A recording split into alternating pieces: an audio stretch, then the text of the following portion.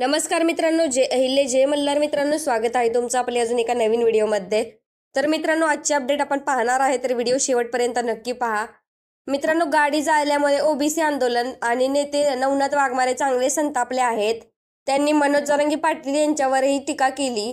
नवनाथ वाघमारे यांच्या मते या घटनेसाठी मनोज जरांगे पाटील जबाबदार आहेत। मनोज जरांगे पाटील यांच्या अवतीभोवतीच्या लोकांनीच गाडी जाळली असा दावा नवनाथ वाघमारे यांनी केलाय।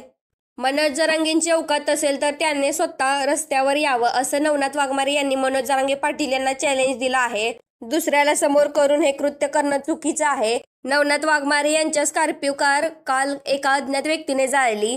जालना शहरातल्या नीलमनगर भागात रात्री 10:30 ते 11 वाजण्याच्या सुमारास ही घटना घडली। नवनाथ वाघमारे यांची गाडी कॉलनीत उभी होती। एका अज्ञात व्यक्तीने हातामध्ये ज्वलनशील पदार्थ घेऊन गाडीच्या जवळ आला। गाडीवर टाकलेल्या कव्हरवर त्याने ज्वलनशील पदार्थ टाकून गाडी पेटवून दिली। या सगळ्या मागे मनोज जरांगे पाटील आहेत, असा आरोप नवनाथ वाघमारे यांनी केला।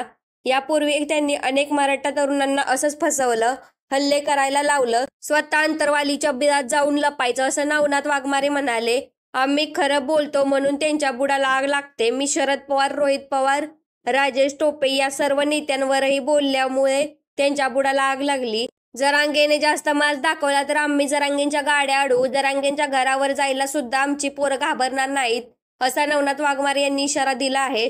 तर मित्रांनो, अशाच नवीन अपडेट पाहण्यासाठी आपल्या चॅनलला सबस्क्राईब करा। व्हिडिओ आवडला असेल तर लाईक शेअर करा। धन्यवाद। जय अहिल्या, जय मल्हार मित्रांनो।